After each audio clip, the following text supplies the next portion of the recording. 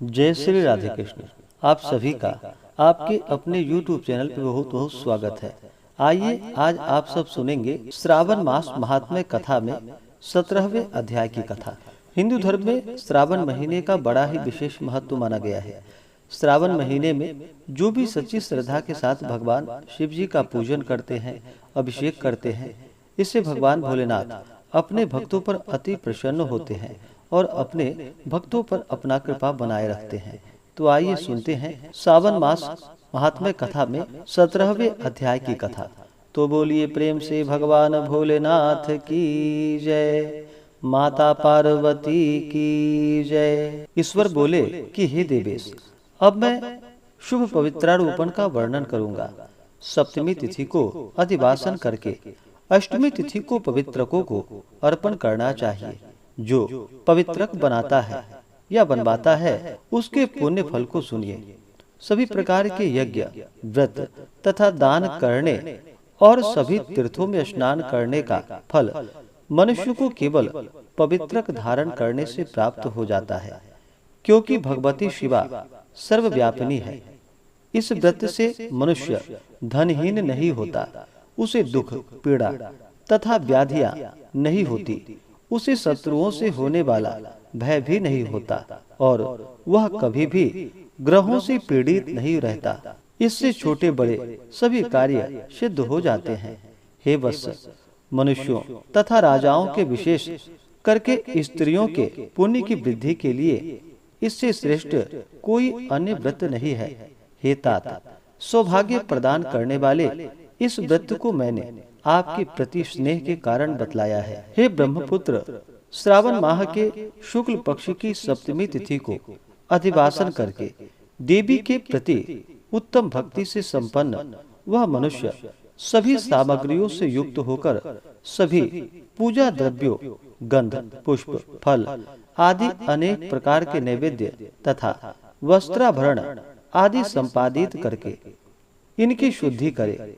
इसके बाद पंचगव्य का प्राशन कराए, चरु से दिग्बलि प्रदान करे तथा अधिवासन करे। उसके बाद सदृश वस्त्रों तथा पत्रों से इस पवित्र को आच्छादित करे। पुनः देवी के उन मूल मंत्र से उसे 100 बार अभिमंत्रित करके सर्व सुभाषमंडित उस पवित्र को देवी के समक्ष स्थापित करे। इसके बाद देवी का मंडप बनाकर रात्रि में जागरण करे और नट, नर्तक तथा वारांगनाओं के अनेक विध कुशल समूहों और गाने बजाने तथा नाचने की कला में प्रवीण लोगों को देवी के समक्ष स्थापित करे। उसके बाद प्रातः काल विधिवत स्नान करके पुनः बलि प्रदान करे। इसके बाद विधिवत देवी की पूजा करके स्त्रियों तथा द्विजों को भोजन कराए। पहले देवी को पवित्रक अर्पण करे और अंत में दक्षिणा प्रदान करे। हे वत्स, अपनी सामर्थ्य के अनुसार कार्य सिद्धि करने वाले उस नियम को धारण करे। राजा को प्रयत्न पूर्वक स्त्री के प्रति आसक्ति, जुआ, आखेट तथा मांस आदि का परित्याग कर देना चाहिए। ब्राह्मणों तथा आचार्यों को स्वाध्याय का और वैश्यों को खेती का कार्य तथा व्यवसाय नहीं करना चाहिए। 7, 5, 3, 1 अथवा आधा दिन ही त्याग पूर्वक रहना चाहिए और देवी के कार्यों में निरंतर अपने मन में आसक्ति बनाए रखनी चाहिए। हे मुनि सत्तम, जो बुद्धिमान व्यक्ति विधि पूर्वक पवित्रारोपण नहीं करता है, उसकी वर्ष भर की पूजा व्यर्थ हो जाती है। अतः मनुष्यों को चाहिए कि वह देवी परायण तथा भक्ति से संपन्न होकर प्रत्येक वर्ष शुभ पवित्रारोपण अवश्य करे। कर्क अथवा सिंह राशि में सूर्य के प्रवेश करने पर शुक्ल पक्ष की अष्टमी तिथि को देवी को पवित्रक अर्पित करनी चाहिए। हे सनत कुमार, इसके ना करने में दोष होता है, इसे नित्य करना बताया गया है।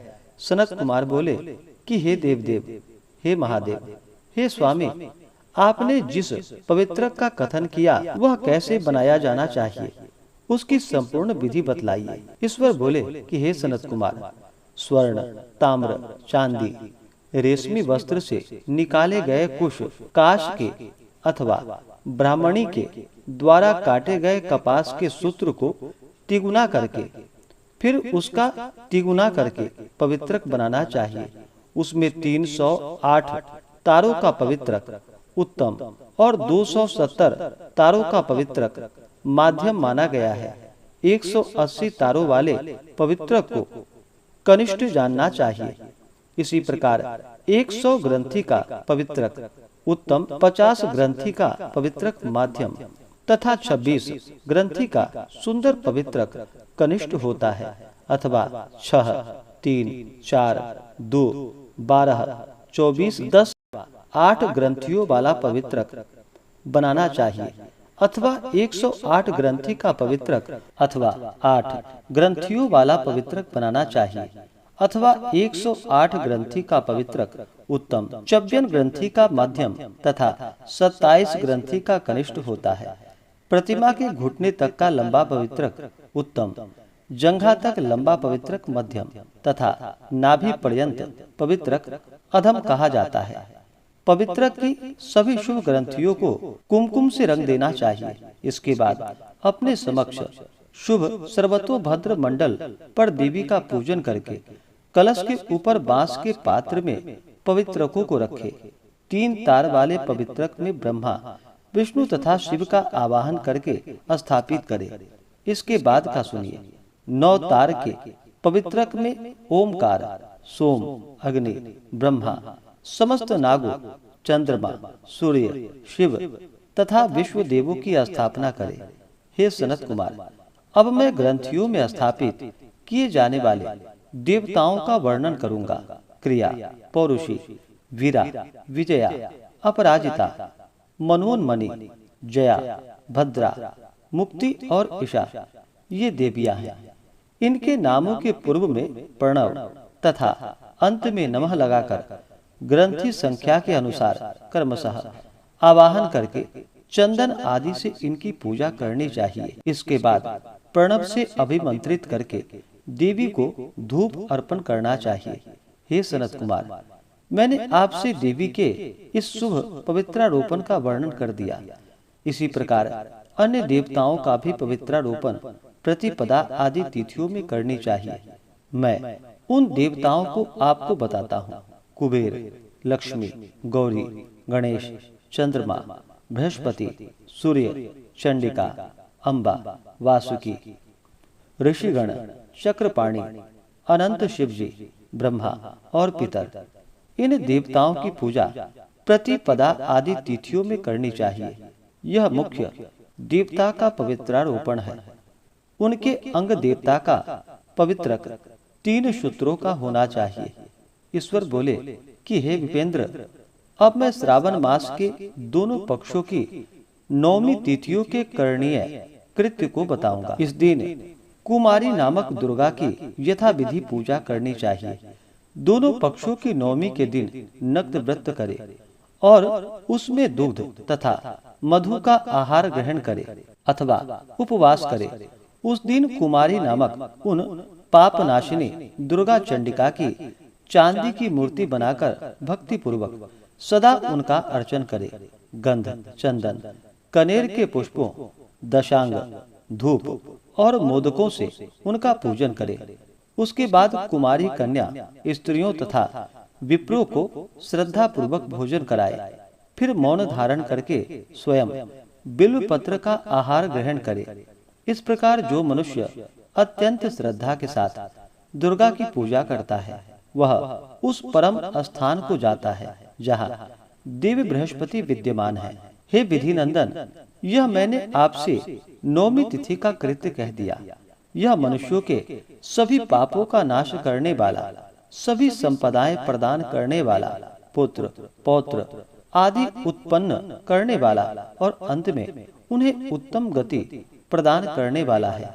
इस प्रकार से श्री स्कंद पुराण के अंतर्गत ईश्वर सनत कुमार संवाद में श्रावण मास महात्म्य में अष्टमी तिथि को देवी पवित्रारोपण नामक 17वां अध्याय पूर्ण हुआ।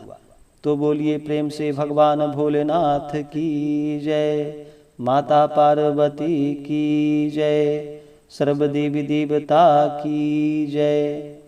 इसी प्रकार से आगे की कथा को सुनने के लिए चैनल पे अगर आप नए हैं तो चैनल को लाल बटन दबा करके सब्सक्राइब करें, साथ में बेल आइकन घंटी को दबाएं ताकि मेरे वीडियो का नोटिफिकेशन आपको समय से मिलता रहे। वीडियो को लाइक करें, शेयर करें। सुखी रहें और स्वस्थ रहें। जय श्री राधे कृष्ण। धन्यवाद।